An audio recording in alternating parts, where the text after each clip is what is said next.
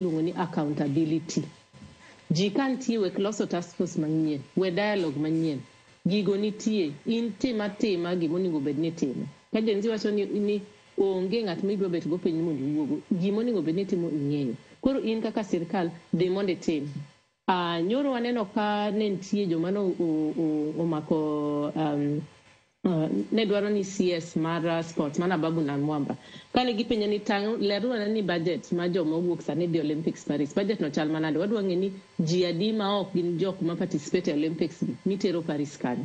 Ineno ka magi gik machon mwananchi nok nyal penjo. Be nok opar kata. Onena ka ndego pong ji di Paris to koelewa. To kawuono waneno ni ng'ato nyisi ni it is my constitutional right. Nyaka ng'e chik wacho ni ka dwaro ta nyalo penjo minister ni ji adi ma di Paris titiyo gi pesa di. Koro mae en gima nyaka waendelea. Mara adek mogik manyalo wacho ni action. Kik waol.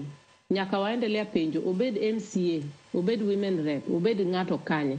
Nyaka ibi mi penj mbunge nini aya, mbunge nini kae. CDF en pesa di. Tisetiyo gi CDF marom nade. Isetiyo go kilo sango. Mondo wang'e ni kaka sa sudo kabisani.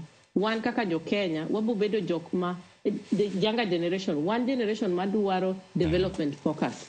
Okwadwa ni ng'ato biro to wuoyo to inyiso wa gik mok waelewa ti proceed go.